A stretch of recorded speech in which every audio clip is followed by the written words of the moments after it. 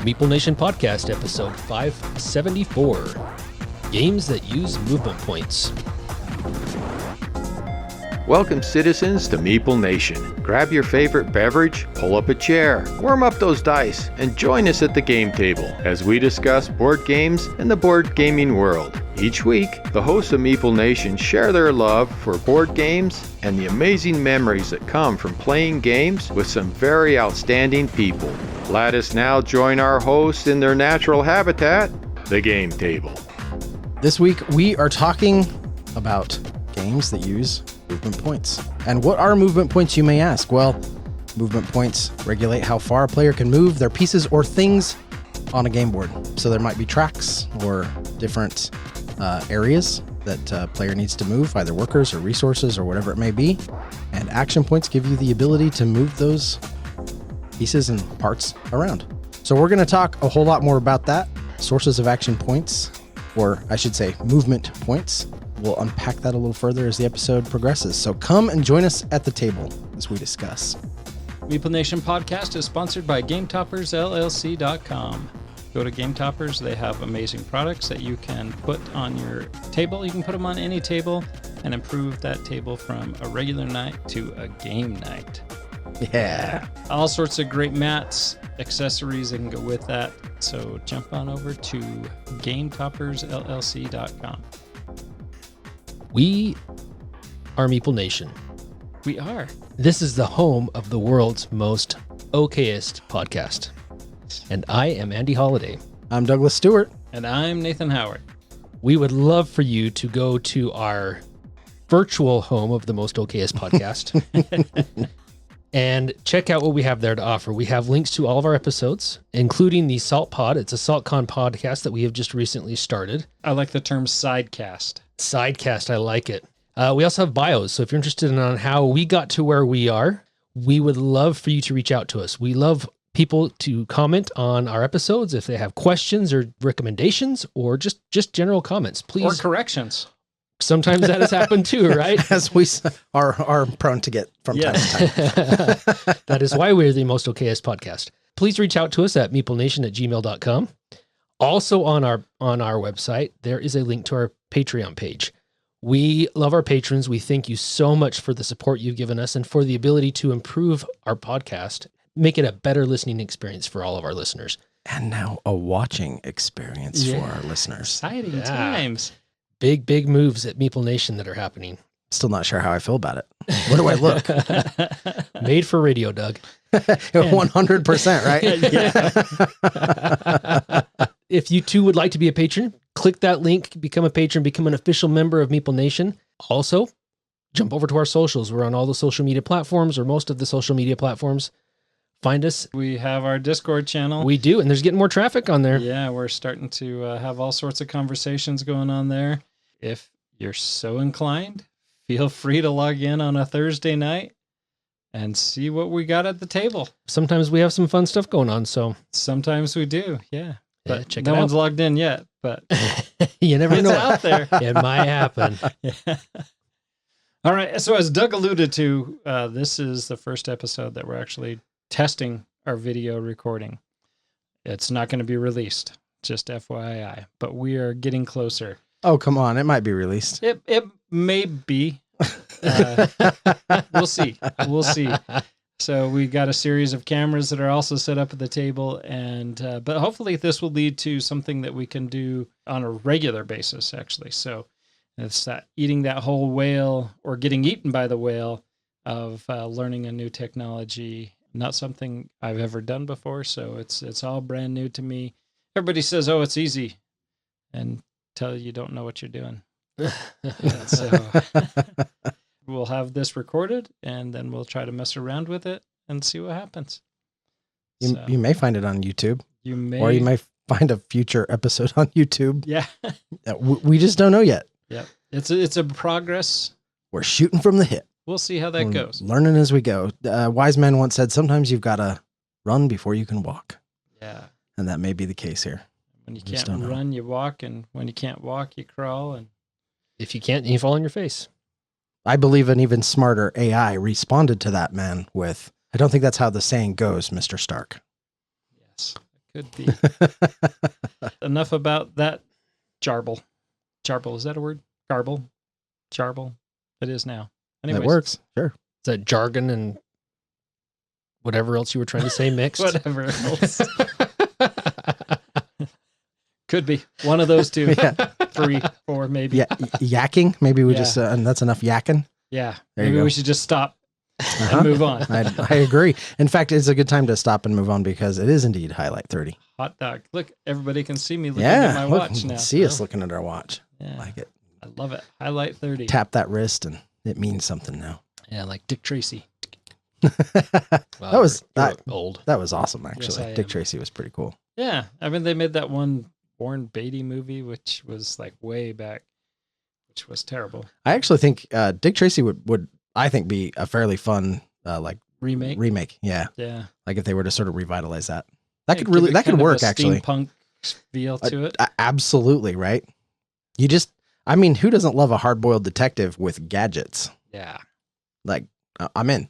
Maybe Kinda we like just James maybe we Bond. just need more James Bond. Maybe I just want more James Bond, and we haven't gotten any for a long time. And It has been a dry spell. yeah, that Yeah. needs to happen. So highlight 30. Who's going first? Nathan, So you taught us Arleon. okay. No, you're not Arleon. going first, Nathan. I You was- taught us. Nathan's Andy's going first. I'm giving you Okay. kudos All right. because you did teach us Arleon, and it was awesome. It was awesome. I got my butt kicked, and I loved every minute of it. Good. Yeah, it was great. I think I it's did win, I think it's right? You did pronounced win. Orleans. Orleans. Orleon. Orleon. If you're going to pronounce it like it's French, you don't pronounce the S. It's Orleon. Oh. Orleans. Yes. My phony French accent. Yep. Anyway, I love There that game. just went It's a third of our audience. it's My It- apologies. To Our apologies to the French. Orleans was awesome. It was. So it's kind of an older game. It's like 11 years. It came out in 2014, and it looks like it came out in 2005, but it is still a really fun game. This is a game I actually had the expansions for a long time, and then I just recently acquired the base game, and so I was very excited. It also does have a BGA implementation, which we just barely started our first game. We'll see how that goes. Yeah. We'll see. 18 rounds waiting for everybody to take turns. That game is going to go for a long time. There should be some simultaneous action that should hopefully speed that up. Hopefully, you would So- hope. Yeah. And we'll see. Next time in a few episodes, we'll let you know how that game Yeah. went. So 'cause far, it so might good. take Though. 3 I weeks do to really like finish it. that. Yeah, I like it though. Yeah, I thought it was a really good game. Andy Rockwood suggested it. His family really enjoys it. Got it, played it. 10 years to get it to our table, and I very much wish I had gotten to it sooner. Me too. It's a great Yeah. game. Yeah, Yeah. it's definitely one of those it's like a BGG top 100 game that I've wanted to get to for a while. It is definitely one of those where I was waiting for somebody to, to teach it to me. I'm glad you did it. I really liked it. I thought it was very good. I will say the way that those tiles came out, what were those called again, Nathan? Those The event tiles. yeah, the event tiles.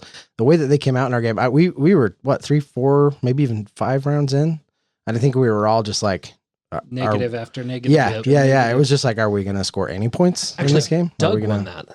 No, yeah, Doug did won win it. that. Yeah, Or I did. Doug beat I us. thought I was going to win that. Yeah, but I Doug pulled it off. I did. Yeah. pulled the rug right out from under me. That's good. It was all the coins, and kind of seeing how money was made when you were explaining the game.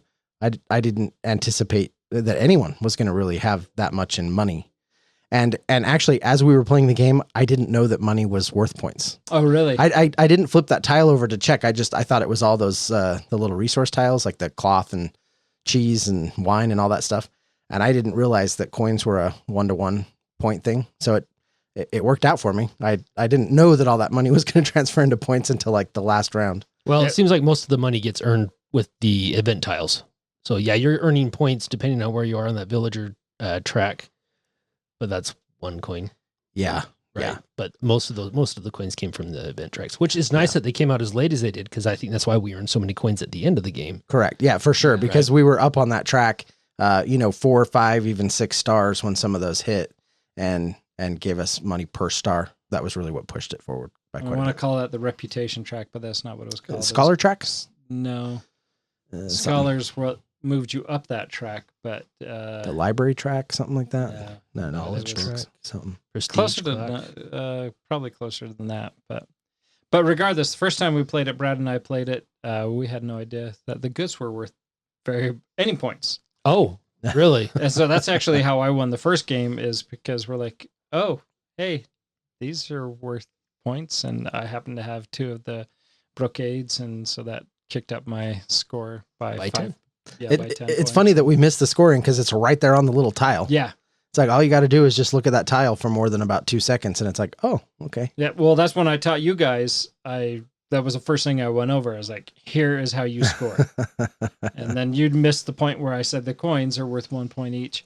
But yeah, because for me, that was a glaring mistake that we missed the first time. And so I was like, A little lessons learned in action. yeah, I love it. Yeah. So this is job. how you score points. And I really liked this game.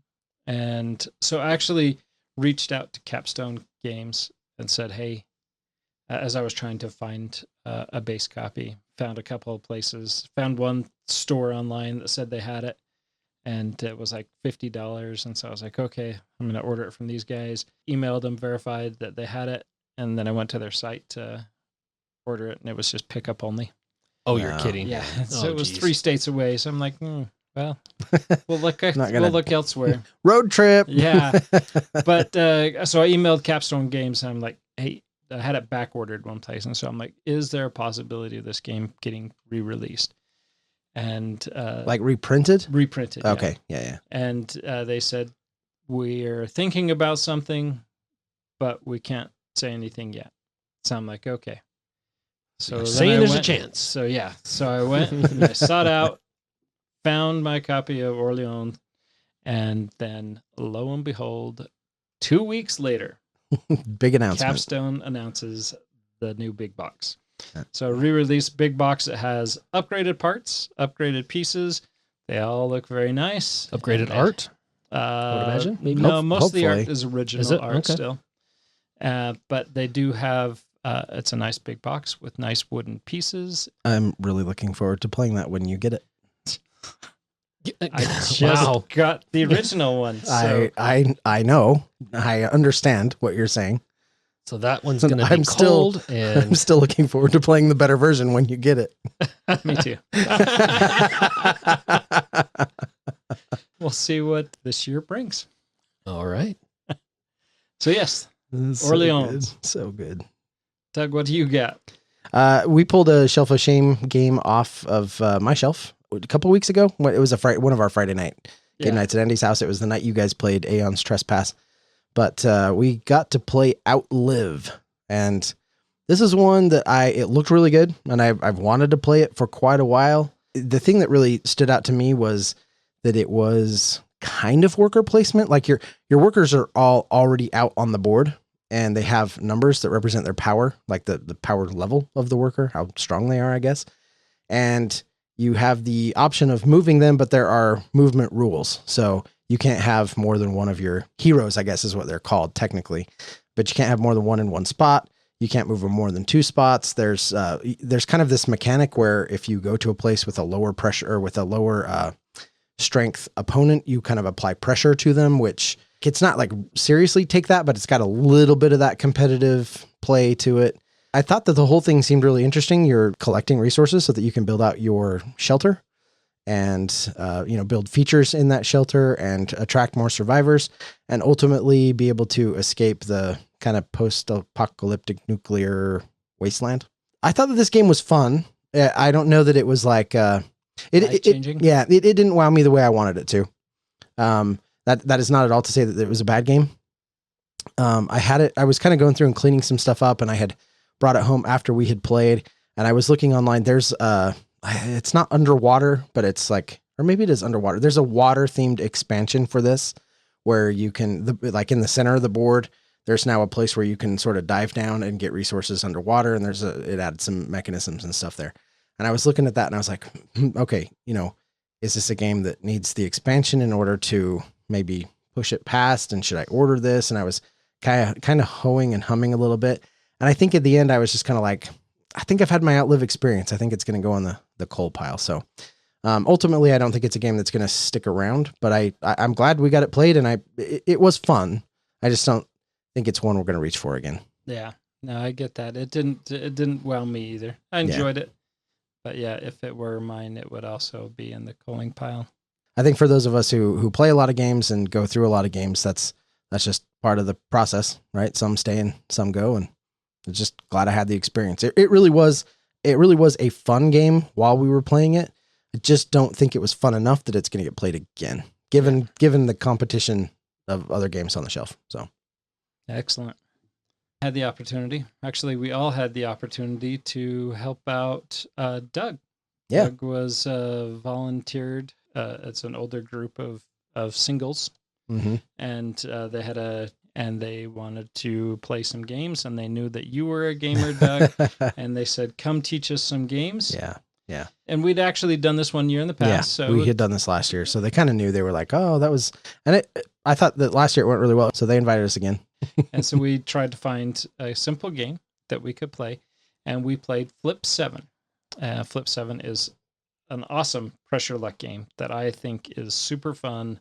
Spoiler alert, it should be one of the hot games at SaltCon Summer. That was my recommendation.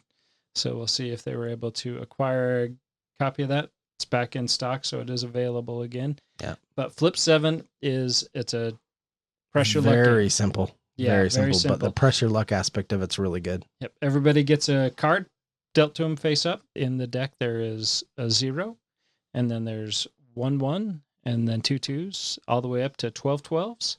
As you're drawing a card on your turn, you're going to draw a card off the top of the deck and add it to your tableau in front of you. If you ever duplicate a number, you bust. Yep. Simple as that. You're out. And you score 0 points for that round. However, if you are able to keep drawing cards, and you can add those to your tableau there, and if you get 7 cards face up in front of you, that triggers the end of the round. We're all done for that round. Everybody that hasn't busted is going to total up their points, and then we'll play again until somebody scores a total of 200 points. Important to note that you can also just stop at any time. Yeah. You don't have to get to 7. You could get 3 cards and then be like, I'm out. Yep. And then there's some special cards in there that there's some cards that will give you a double chance. If you draw a duplicate, the first duplicate you can draw, you can get rid of. There's a freeze card that you can cause somebody else to end their turn prematurely.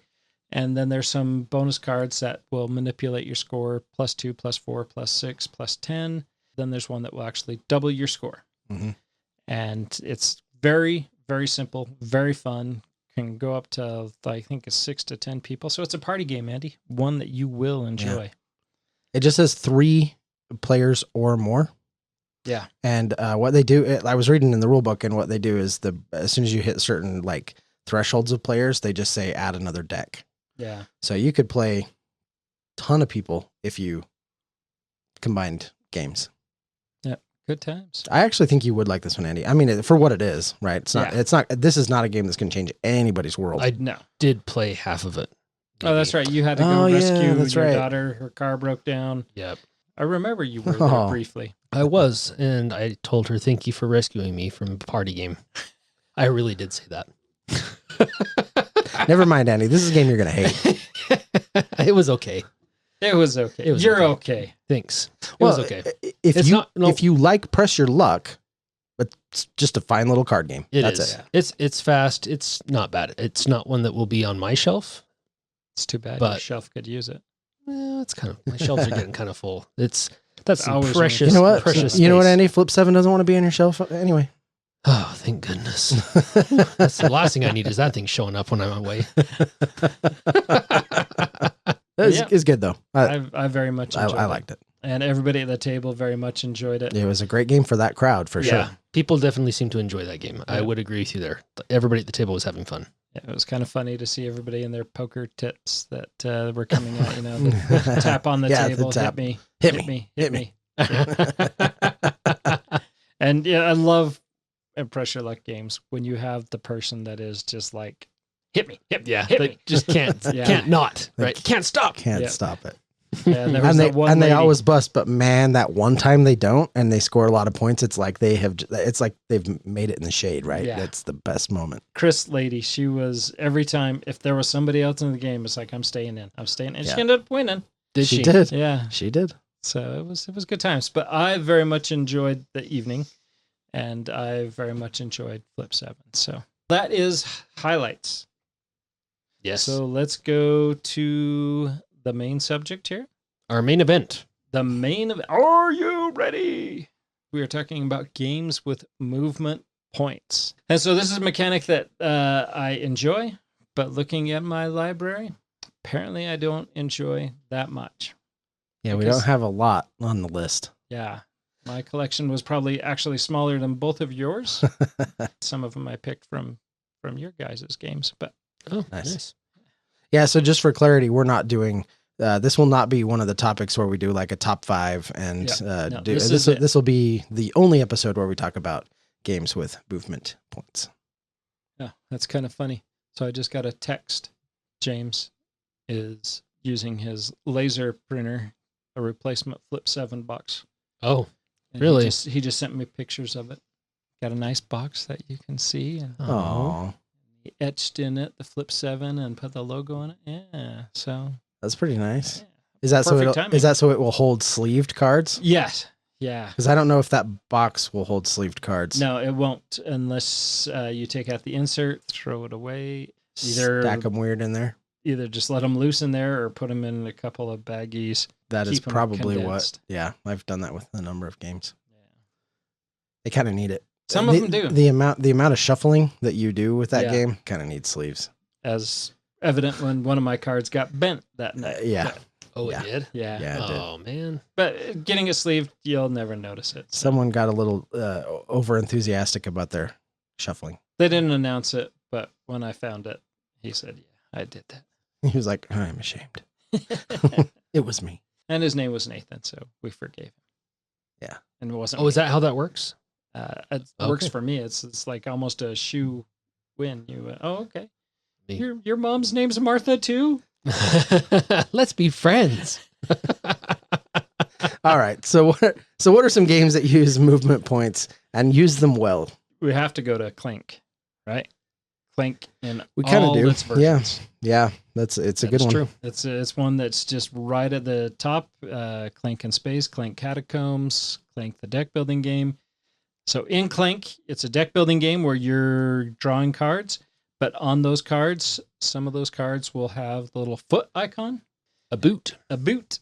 However many boots that you have on your turn dictates how much movement that your character is going to be able to do. You can move your meeple further into the depths, take them into the deep, find an artifact, get out, or you can run around until you either get stuck in a cavern or you run out of feet. So this is a game where across all versions, movement points are generated by the cards that come up in your deck. So if you want to move more, you definitely need to acquire cards that will allow you to do that. If you don't acquire movement cards, you are not going to delve very far. You're going to lose. Yeah. Most likely.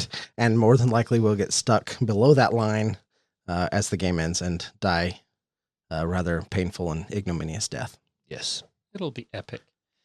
It'll be Score death. those 0 points. Score those 0 points. Yes. Clink is one of my favorites on the list of games that we own. One of my most favoritist games is on this list, and that is Descent 2nd Edition. Yeah, I saw that there. I figured that was going to be discussed tonight. It is going to be discussed. So you do have movement points, but it is based on the character you choose. So you have a boot value or a movement value on your character. And as an action, you can choose to take a movement action, and you have so many movement points for that round that you can break up between the different things you're doing on your turn. So let's say I want to attack, I have a movement of 4. I can move 2 spaces, get adjacent to the creature that's in the room with me, attack that, and I still have 2 movement points that I can spend that round. I like that aspect of the way the movement points work in this because you can break them up. It allows a whole nother level of strategy. I think so too. In dungeon crawls in particular, or when there's some sort of combat going on, especially when you're working with other characters and you have abilities that can be triggered by adjacency or by maybe not being adjacent to things or not being adjacent to your allies. So I think there's a lot that can happen just the way movement points are done in Descent. And as you're picking a character, sometimes it's important. That's one of the major things you're looking at is how fast can I move? There's a huge difference between someone that only has 3 movement points and a character that has 4. There's a huge difference. It's very easy to lag behind and you got people waiting for you, or sometimes you just can't get to anything to fight. Even though you may hit hard, you may not get there. There are also skills, abilities, and items in the game that will enhance your ability to move, or give you special movement, which I also really like, because sometimes you want to play that character because that's the archetype you want to play, but it doesn't have good movement, but it oftentimes will have an early skill or something like that you can, or there's a piece of gear or something, and it's like, that's definitely what I'm taking. Yep. Because now I've got the best of both worlds. Games like this that allow you to sort of cooperatively position pieces on the board, excellent. I think Descent is just a great game overall. Yep. Well, a game that's very similar to Descent that I believe also uses similar mechanic doesn't. I'm surprised Imperial Assault didn't show up here. Because that also has movement points as you're moving your troops around on the board. It does. It's a set movement. Everybody has set movement points of 3 or 4, right? 4. Yeah, it's 4. Yeah, and you could press to do a 5th movement. I don't think so. I'm pretty sure there is variable. I know the Imperial player, there's definitely differences in how far the different the average Imperial players can. It works, I believe, the same as Descent.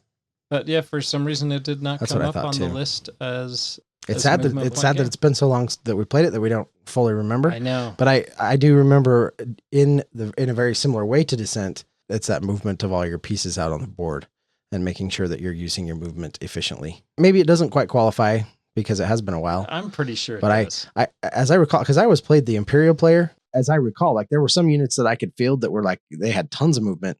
I could move them halfway across the board, and then there was others that like. Where it was a slow crawl, right? Like the gunners, the E-Web. the E-Web gunners, right? Like they had to like pack up and move, and you can move them like 2 spaces, but the stormtroopers could move like 3 or 4. I know there was definitely some asymmetry in the movement points for that. Yeah. So, but also an excellent game. An amazing game. One that we're going to play this year. I like it. Yeah. We just have to arm wrestle. We have to. See who's I was just going through. Yeah. Andy says it's you. Guess the arm wrestle's out. I don't want to fight the same thing over and over again. No offense, Nathan. But there's stormtroopers in every. But not dark troopers over and over and over and over and over again. You were obsessed. You had issues. Were great.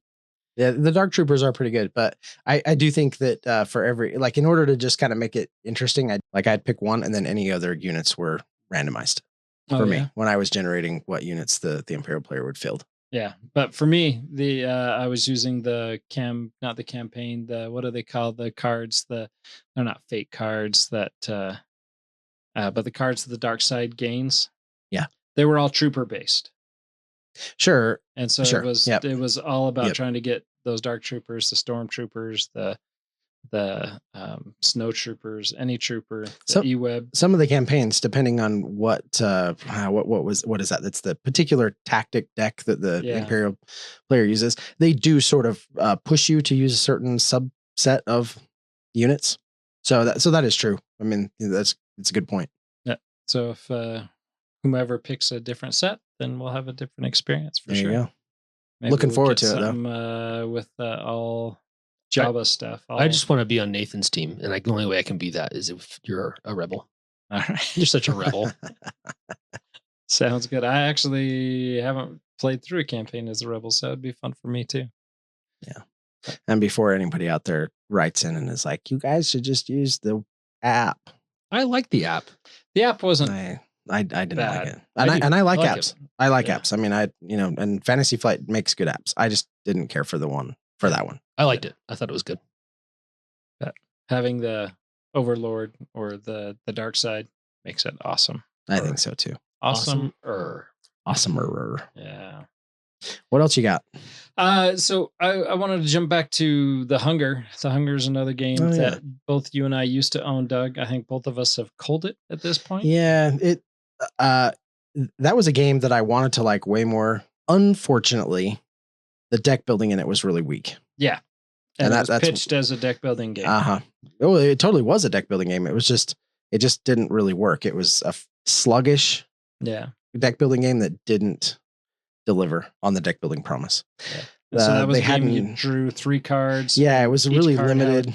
Yeah, 100%. A variant of how many feet it had on it. Yep. So similar to Clank, but smaller hand size. And when you would devour or eat or whatever the villagers or whatever, it really clogged your deck up in a bad. And there wasn't, which isn't necessarily bad, but it did not offer enough to clear that out, because it did have a mechanism by which you could clear that out so your deck wasn't so clogged, but it was really hard to do. It didn't give you the tools. We tried to love this game. I mean, I played it 5 or 6 times, so it definitely got played. Had an expansion that took some of the edges off. It helped a little bit, but it wasn't enough. Yeah. Unfortunately, because otherwise the game, I mean, thematically and what you're doing, it was a clever game. Just didn't deliver on that deck building promise. Yeah. There's a lot of games that I feel that way about, that just, they claim to be deck builders, and I'm left wanting to play an actual deck builder by the time we're finished. Yeah. I get that. Not the it's one thing if it's not maybe the main part of the game, but when it's like, okay, this is a deck building game, and you're like, yeah, I didn't really feel that. And that's something that a lot of people struggle with when you talk about like Lost Ruins of Arnak and Dune Imperium and Endless Winter. They have a deck building mechanism, but they're not deck building games. Right. It's, I think, something to kind of emphasize, because it sort of scratches that itch a little bit, but they're not designed to be deck builders. Right. Dune Imperium may be a little bit more than the others. I think Dune Imperium is more so than the others. Yeah. It's not like you're ending up with this very efficient deck of cards like you do in a lot of deck builders. Like your deck is just, okay, this is almost like an engine builder deck builder, right? I think it's too difficult. I think it's set up to where you can have synergies with cards with Dune Imperium, but it's so hard to get anything really going. Yeah.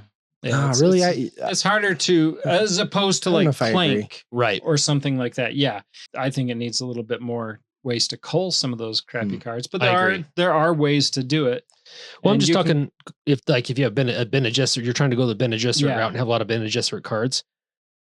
Sometimes you don't see any, and then one finally pops out and it's gone by the time it gets to you. Yeah. So that can make it really difficult to get some of the synergies that are on the cards that are very specific to a faction or something. Like if you have this and this Fremen card, or if you have another Fremen card in your hand, it's difficult to get those synergies in, because I've tried to do it multiple times and it is tough. Yeah. So you're not talking about getting that synergy in your deck. You're talking about being able to pull cards that you want in your deck from the market. Right. That's exactly what I'm talking about.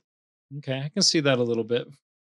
And I don't necessarily know that it's the kind of game that's like with some games, like, okay, take Hero Realms, for example, right? Like, it's like, I want all the red cards, right? Or I want all the green cards, because they all just work together and they trigger and all that.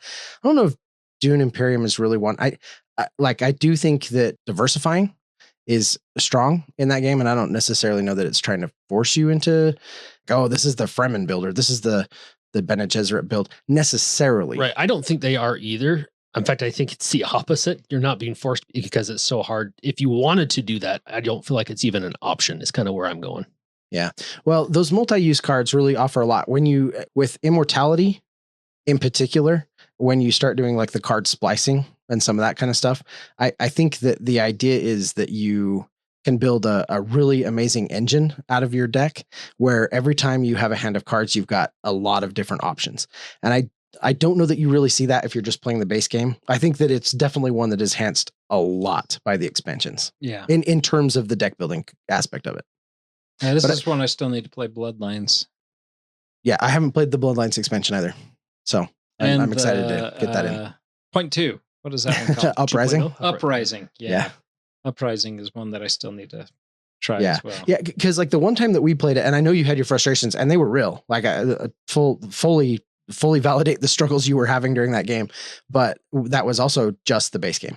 Again, I really do think that the deck building part of this gets way better when you throw in those expansions and play it like a little more holistically. I don't want to compare it to like Champions of Midgard that we talk about when we talk about expansions, like finishing the game or completing the game, because I don't think it's like that. I don't think they're mandatory.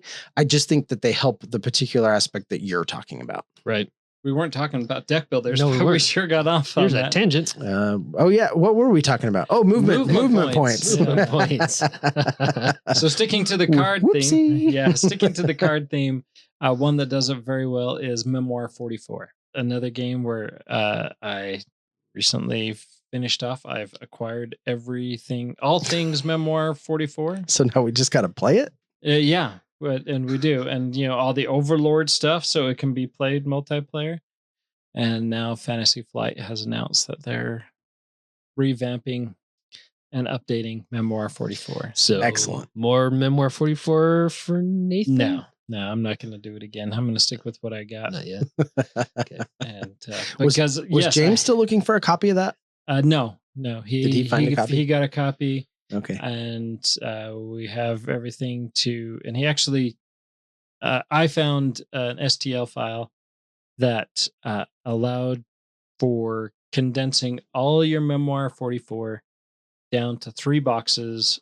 It's super well organized. There's little drawers for each pieces. You can put a little section on the front of the drawer that you can put a piece on it, so that it'll hold one of the shields on it, so you know what's inside that drawer. So it makes it real easy to find Nice. stuff. Yeah. And it's super slick, and everything can go into 3 boxes instead of filling up 6, 7, 8 boxes on your shelf, along with all those extra little Overlord packets. We haven't put it all in yet. We still have 1 box to go and a whole bunch of little things to put in it. So Excellent. But yeah, I'm way excited. So even with a second copy of the base game, you can fit all of that into these 3 boxes, and everything will be accessible, and you just let it begin.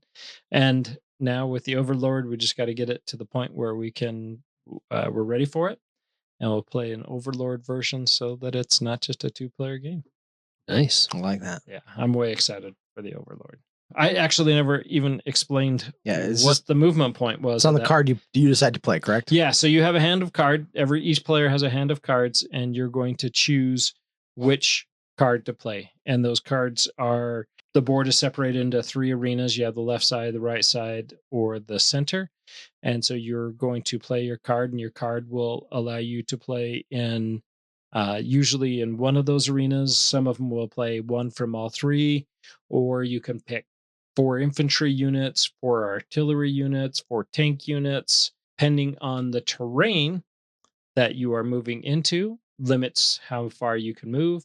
And then if you can attack afterwards. So if you run into the trees, you can run into the trees. They provide you extra coverage, but since you're running into the trees, you're zigzagging through trees, you can't attack that same turn. Or if you go into the city buildings are going to obstruct your view, so you can't shoot through the city to something on the other side of the city because there's buildings in the way. It's a little thematic touch in there that I really like, brings a little bit more strategy to the game. Memoir 44 is great, and just being able to use those movement points in each of those regions as you decide what units you're going to move and what units are going to attack going forward. So if we're talking about movement point games, one of my favorites is Scythe. I think does a fantastic job. Typically on every board, which is asymmetric, there's one spot you can go to that's going to activate your ability to move units. But by default, every movement action is 1 unit, 1 space. And that's only if it's obeying the proper movement rules. In other words, like there's rivers and obstacles, and you have to adhere to the rules of your faction. Every faction's a little different, and of your starting location, to make sure that you can't just move them wherever. There are some, in terms of that though, is that there's sort of this stacking element to it, in that like your mechs can carry workers. So, and it's unlimited. So if your mech is in a spot with 2 other workers, and you need to get all of them to an adjacent hex, you don't need 3 action points, or movement points in order to get them to that hex. The mech can pick up the workers, and then you spend 1 action to move the mech, and then it unloads the workers. And so that sort of nesting doll movement style is, I think, something that's really cool. And it does make movement across the board something that you really have to think about and plan. Be very efficient with how you move stuff around, because you can't repeat an action. You always have to go to a new action spot on that board. So if I've just gotten through moving, I'm not going to be able to move again on my next turn. So I need to make sure that I have everything sort of where I want it to take the next action. Right. Which I think is really cool. Center of the map, you have the factory. And when you go to the factory, you have, it allows you to search through a deck of cards that give you like a 5th action space that you can move your pawn to in front of you in your tableau. And universally, all of those cards have a special action ability at the bottom of them, which is to move 1 unit twice. And that is surprisingly a very, very powerful ability to get. If you need to get your hero so that they can move further, so that they can move around and get those little exploration tokens, those, that allow you to trigger events, or, just being able to move your mechs further and shuffle workers around in a more efficient way becomes a really big deal. So I really like how action points are managed in Scythe. Scythe is a game that I want to play more. It's not excellent with Richie, but I want to play more. I want to try it once at least. But that's right. You still haven't had the chance to play. Yeah, we definitely need to get this played with you. Yep. Well, we got Hug a Meeple coming up.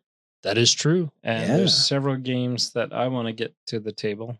Nice. And so Scythe could be one of those, as long as Richie's not there. That could become a reality. It could be, yes. I like the idea of this.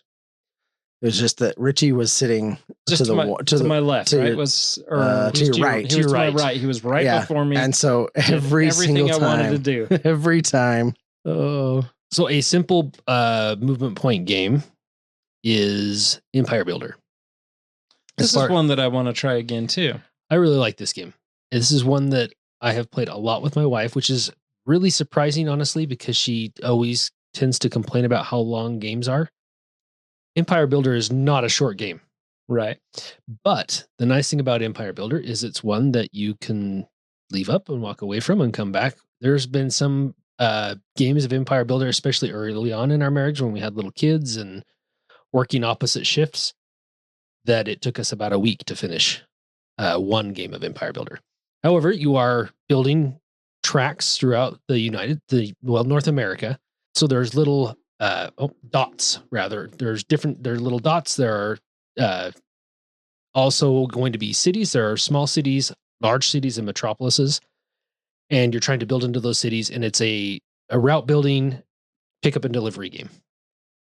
But you also can upgrade your train. So you start out with just a basic train that can carry 2 goods and has 9 movement points. You can then spend money to upgrade that train. And when you upgrade it, you can either choose to upgrade it to a fast train, so it still holds 2 goods, but now can move 12 points, or you upgrade it to a freight train, which is going to allow you to carry 3 goods, but you still can only move 9. You can then upgrade it again to get the best of both worlds, which is your super train, which allows you to carry 3 goods and move 12.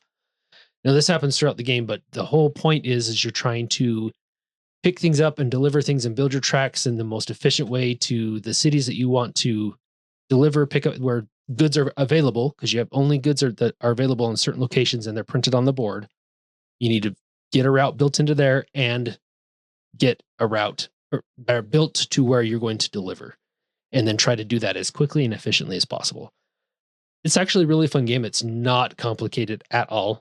But it has kind of a fun puzzle as you're looking at your order cards, especially at the beginning of the game, to try to figure out how you want to build your track. Because let's say I need to find my way into Phoenix and there's mountains all over the place. I would like to take the cheapest and most efficient route so I don't have to build track in the mountains because it's more expensive. And you start planning on how you can get the money to build all the way to Phoenix. And that may be some shorter routes to begin with and so on. But it's a great game. They came out with a Kickstarter for the Europe version, so on a European map, and I did back that, so I'm excited for that to come out and to give Europe a try as far as the Empire Builder. Correction, I thought you were talking about Kingdom Builder. Oh, Kingdom Builder is a great game too. Yeah, very different than Empire Builder. Yes, very not even close. Yeah, to the same game at all. Yeah, no. And I was thinking, because I was like, I wanted to teach this game to my wife because I think it's one that she would enjoy. And so when you were talking about not liking a long game, and I'm like, wait a minute, I'm thinking about something completely different. I still would like to try Empire Builder, but Kingdom Builder is one that I want to get back to the table again. Kingdom Builder is a good game. You still own it, right? I do. Just the base game. Okay.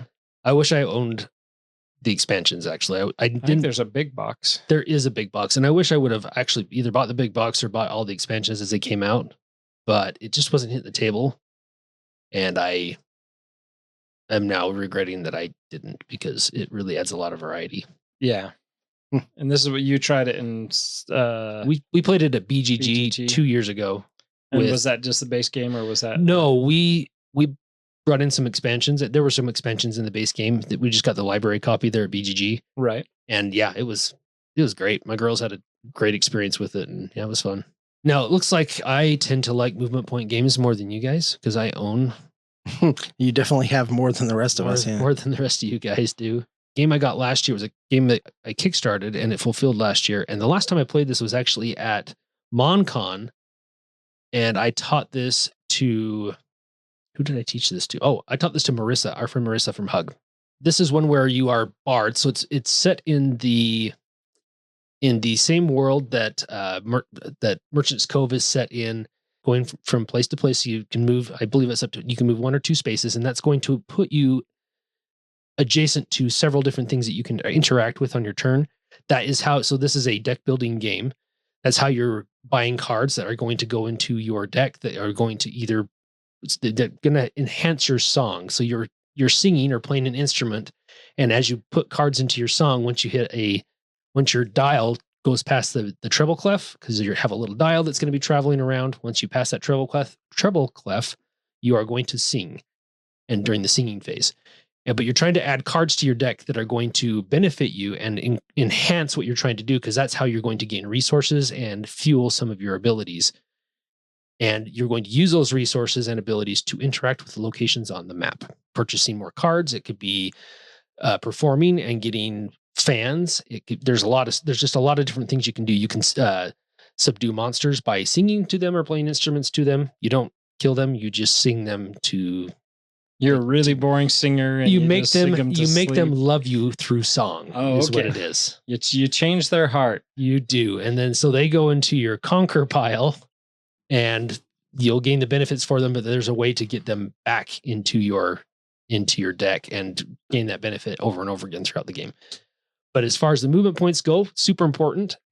But there's a way, because you only get 2 movement points, and sometimes you want to interact with something across the board. There are ways to extend your reach, per se, and challenge other bards, or try to interact with other monsters that you may not be adjacent to. You can spend range tokens, so music, range. So there's all sorts of music innuendos. There is, right? Not innuendos, but undertones. Undertones, yes. Yeah.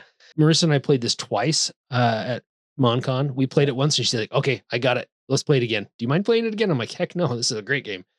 I've had a lot of fun. I know, Doug, you've played this. Mm-hmm. Have you only played it the one time? It too. Just the one time. Okay. Yeah.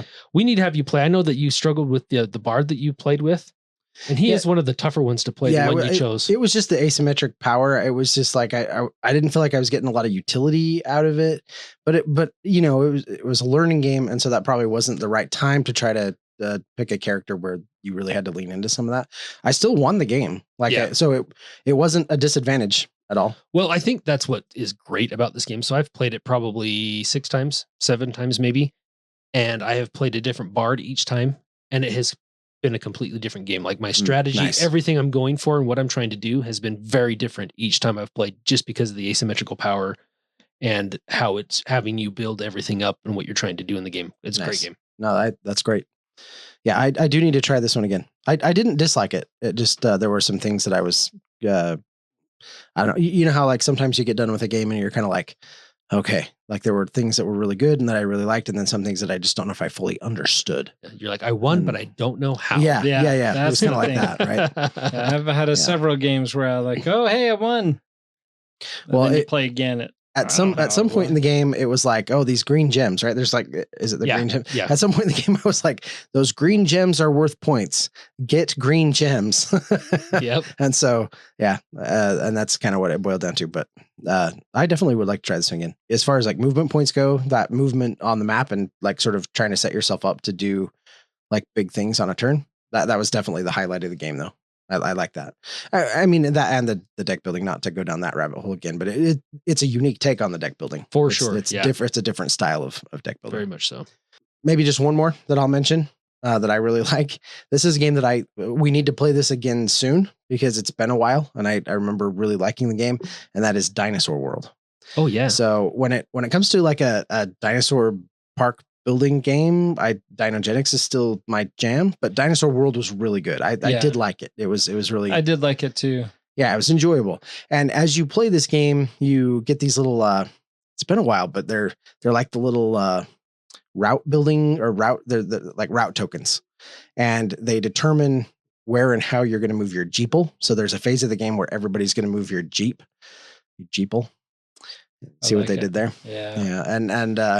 And you're Clever basically girl. gonna, yeah. Well done. Nice. Yes. See what I did there? Yes, Yeah. definitely. I approve, by the way. But everyone's going to take their Jeeple and you're going to basically tour your park. They're going to take tourists through the park. And so you're using those route tokens and trying to sort of maximize the route that you take and how many like points, the things they see, all of that. But one of the things that I think is really cool about this game is that like every tile that you move that Jeeple through has like an excitement level. And every time a Jeep goes through it, that excitement level drops. It's like the tourists at the park are like, we've seen this already, like that kind of thing. And I kind of like how that is a mechanism that they built into with this game and that it is related to the movement part of it, right? Because you may have a really high scoring route that you can take everyone through, but you can't rely on just moving through that same route every single time because it's going to give you less and less yield. You actually plan to have dinosaurs in your dinosaur park at some time, right? Nice. Yeah, exactly. You have to plan a route through your park, and then on the next round, you got to plan a better route through your park, and then a better route through your park. And I just like the way that was all implemented and rolled out. Yeah. Plus, if you have the deluxe edition, like I do, those Jeeples are actually pretty cool. Yeah, they're a nice, like screen printed acrylic piece, and it feels very fun to move them around on those tiles, and sometimes as they move, little vroom vroom noises might get made, and that's right. It's good times. Dinosaur World really kind of grasps that whole theme of Jurassic Park, where you're driving the Jeep through there. But still, at the end of the day, I'm like, why aren't we playing Dinogenics? Yeah, that's true. You're not wrong. I love Dinogenics. Yeah, I think Dinogenics Dinogenics is phenomenal. But Dinogenics doesn't have movement points. That is true. It doesn't have movement points. Well, but it does move me, and that's my point. Wow. Good point. I'd like to play that when I don't have a migraine. Yeah, I think you would like it. Yeah, I think I would too. All right, so just a couple more just to mention. I'm not going to dive into since we are at about an hour now, but Maracaibo. I know we've talked a lot about Maracaibo. You have great game. Move up to from 1 to 5. You must move on your turn. Near and far, you have the main book that's a map in the center of the board. You're moving your character along that map to interact with different locations. That was my favorite of that series. Was of it really? Games, for sure? Yeah, I liked Near and Far. Huh. Yeah, I did. I've only played it the one time. Played all the way. My daughter and I played all the way through Near and Far. I thought it was phenomenal. Yeah. It was one I wanted to. The group that I was playing with at the time wasn't good at finishing things like that. But we played 2 or 3. Us. We're right here, Doug. Yeah, we're right here. Well, yeah, you're right. But it wasn't you guys that I played that one with. That is true. I'll blame it on them. They get to take the blame for this one. There's a few on my list that I haven't played. Hyperborea I haven't played. The Vanishing Planet I played once, and I have tried to. That's the one game I've probably tried to get rid of the most in Cull, and haven't been able to get rid of it. I might have to just pay someone to take it. Tiny Epic Pirates. I love that game. It's a great game. That's a great game. Yeah. Replayed that again just the other day. So and Heroes of Might and Magic 3, the board game, which There's a lot of movement points in there. Yeah, we played that the one time. We did. So and when I taught this at SaltCon a year ago, I think it was summer. SaltCon summer. It was a long game, but there are movement points on the main board. You're moving your hero, right? So the token that represents your army or your hero. And once you do a battle with one of the other players, then you have movement points. Each specific unit is going to have movement points and ways to move on the actual battle map. So there's a lot of movement going on in Heroes of Might and Magic 3, the board game. Some of my favorite games have movement points in them. Yeah. Secrets of the Lost Station, which is a game, and Secrets of the Lost Tomb. Both of those, you have your movement points that you use to move to explore. This is a game that I really need to get to the table because I think both you guys would really like this. The 10th anniversary of Secret of the Lost Tomb should be fulfilling at some point. And so at some point, you probably will get to play that. But I really like that exploration. Kind of reminds me of a little bit of a cross of Betrayal at House on the Hill and a little bit. No, I'm not even going to say it's like Descent, but it's just as you're exploring and you finding stuff as you go through and try to find your way out and find the key points that you need to get to. The way you said that we might get to play it made it sound like if we behaved ourselves, Doug and I might. That's probably might there be able to too. play. Yeah.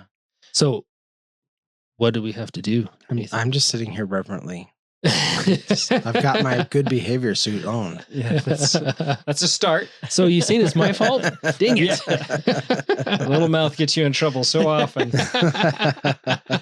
But another fun one that I haven't played in many years is Spectre Ops. Spectre Ops is a great game where you're trying to infiltrator who's trying to get into the corporation and the agent that's trying to get into the corporation and get the secrets and get out, and the hunters that are trying to track down. And so the agent has movement. They're doing it all hidden on their board, and they're trying to stay away from evade the hunters. And they have 4 movement spots that they can do. And then the hunters have usually 1 to 2, I think it is, movement spots, but they can move in diagonal pattern if they need, where the agent has to move straight orthogonal movement. And then if you ever come across their path or you see them down the street, you have to mark it on the map, which also reminds me of Halloween and Halloween 2, which I thought was a very good fun hidden movement game. And that does have movement points as well, depending on each of the heroes or victims. Sorry, each of the victims have set amount of movement points. And Mike Myers has a couple of movement options where It's Michael Myers. What did I say? Mike Myers is the actor. Oh, okay. Yes, thank you. Appreciate that. Wait, there's a difference between the two? Oh, yeah. One's dead and one... No, Michael Myers doesn't. Oh, wow. Ooh. Wow. Wow. The love guru struck. Yeah, that's true. Yeah, has he done anything Not since really. No, then? Yeah, man, and that's great. I don't know if he's done anything good since Austin Powers, has he? not really. But that's beside the point. It is Michael Myers in the game. Okay. Anyways, yeah, tangent. Let's reel that back. Voicing work on Shrek, maybe. Yeah. Oh, there you go. Yeah, he did has that. been successful at that. But now I lost track where I was headed. Sorry. We derailed it. I totally derailed Nathan. Yeah. Oh, Halloween, where Michael Myers can dash or he can have his movement. And I really like how you can't see him unless he's like straight in front of you. And then he can sneak up behind you and say, boo. So I do have a question. So I've never played Michael Myers in this. I've only played as the victim. Yeah. Can Michael Myers dash when you see him? On his turn, he has the option to dash. And if I can't remember if that, no, because he can dash in front of you and you don't see him. You will only see him if you stop and you are facing, as a victim, you're facing in the direction and he is in your forward viewing space. Right. Because if he is diagonal to you in front of you, he can totally. Well, you don't have to stop. You could be mid movement, because that was one of my favorite moments of all time.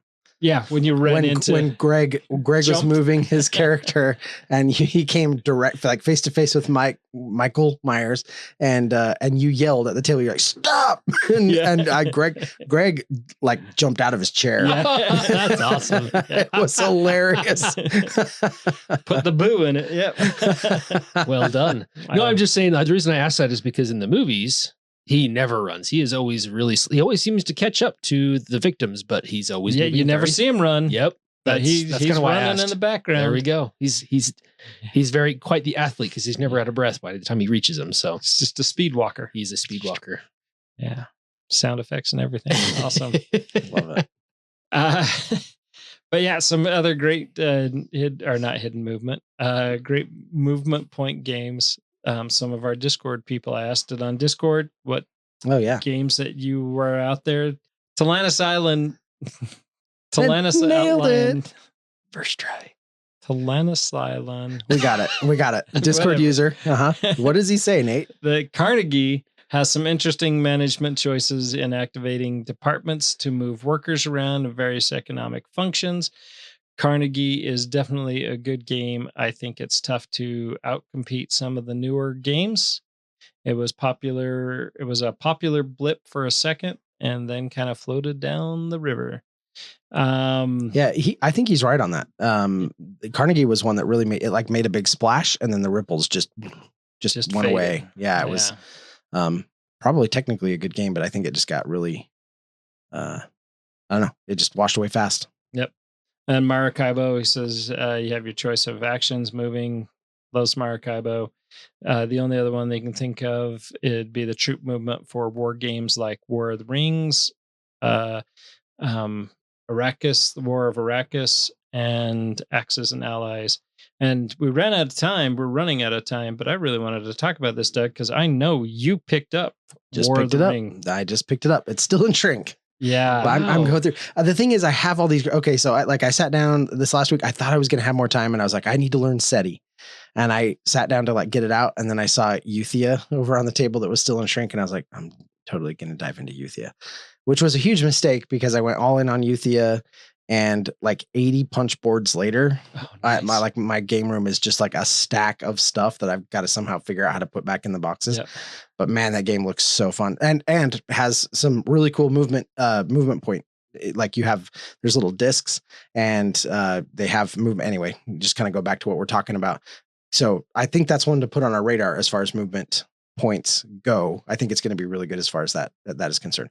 But anyway, yeah. So Euthia was there, and then I'm like, okay, now I got to get to SETI, and then I'm looking at War of the Ring over there, and I'm like, I need to get to that, and I'm getting to them. It's just slow. You're busting through quite a few of them. Spring for me is a really busy time. I end up doing a lot of overtime at work.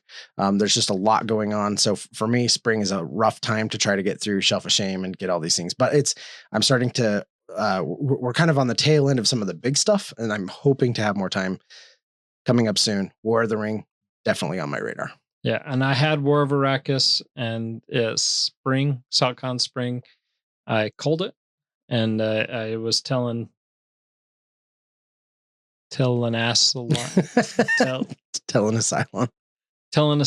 that if I didn't cull it, I was gonna play it, but it did end up culling it. So I really hope Telenis Island does not change his username because me too. This is really because it is so challenge. Fun. I love it.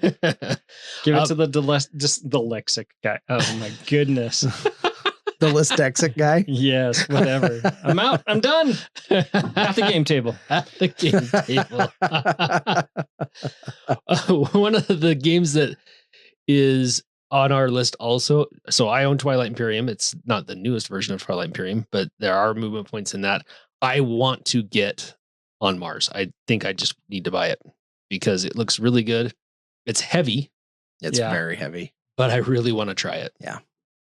And I don't know exactly how movement points or anything work in that, but like my understanding is you sort of have like, there's like the planet and then like the space ship, the cruiser, whatever it is.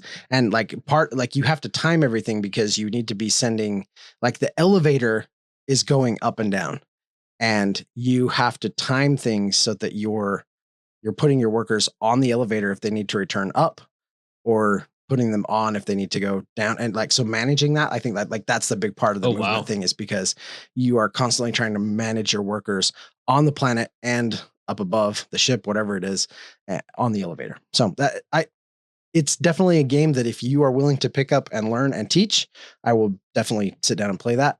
It looks good, but it is a heavy game and it looks like a lot. It is. This is one that I saw on the shelf of a church. I was at a funeral on Mars. Yeah, on Mars, and it was like next to the coat hanging area or whatever, and it was sitting there on the top of the shelf, and the box was like ajar, like they couldn't even finish putting it back in, and so I wasn't sure if somebody was getting rid of it and said somebody takes it, great, or if somebody accidentally left it. And I looked at it and debated for quite a while. I was like, does it need my home or is it someone else's? I decided it was probably somebody else's and hoped that I would have another funeral to go there and it would still be there. But I haven't had another funeral, and that was over a year ago. So you sound like that's a bad thing. Huh. Wow. That having a funeral is a bad thing? Not having another funeral, but I didn't have another funeral. Well, so yeah, I mean, yeah, I guess it does sound like it's kind of bad, but I just didn't have another opportunity to go there and see if it was still there. So. Could have been a wedding that would have brought me you back. Never know. I mean, but is there much of a difference, really? It just didn't get me back there and to see if it was still there. I'm just going to stop it. Yeah, I'm glad you didn't. Game table. I'm glad you didn't steal at the church, Nathan. Yeah. That's good, Well good done, for you. sinner. Well done. Well done. Oh my Awesome. gosh. Well, It could have been an offering at the church. It wasn't necessarily stealing. Somebody would, I don't want this. Somebody will be coming in here when they're getting their coat. Clearly, I think they need a board game. Clearly, as well. I don't want it. I didn't put it away very well. Yeah. So, Yeah. So I mean, like I said, I'm gonna stop. Well, that was fun. Until next time. Is that where we're ending? Yeah, All it right. is. We'll see you at the game table, stealing some games From the church at a funeral. Thank you for listening and being a part of Meeple Nation. If you would be so kind as to follow, subscribe, share, and rate or review this podcast, it really helps to spread the fun. You can be more involved in supporting the podcast by joining the nation at patreon.com/MeepleNation, or you can find a link at the top of our webpage, meeplenation.com. And while you're there, look at all our extra content. There are links to all our past episodes, a wide variety of blogs, pictures from our Instagram feed, and bios for all the hosts and our awesome bloggers. Follow us on Twitter, Instagram, and Facebook, all under Meeple Nation. If you would like to chat with the hosts or other members of the nation, you can join our Facebook group, Meeple Nation Off Air. We hope to see you again at a game night, a con, or maybe a suspense-driven evening of Werewolf. Thank you for listening and supporting Meeple Nation, and stay tuned for next week's episode. Thank you so much for listening. We very much want to thank our patrons who help keep the podcast running. I personally want to thank my co-hosts for all the help they provide with both content here on the podcast, in addition to what we have available on our website.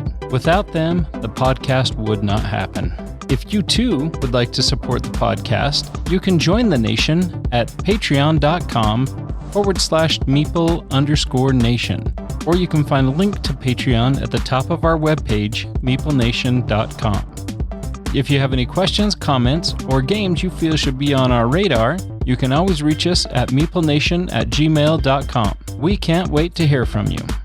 I am grateful to Doug and Andy who helped me edit episodes, and I want to thank James and Kim Clark who do the editing on our blogs and on our webpage, which can be found at meeplenation.com.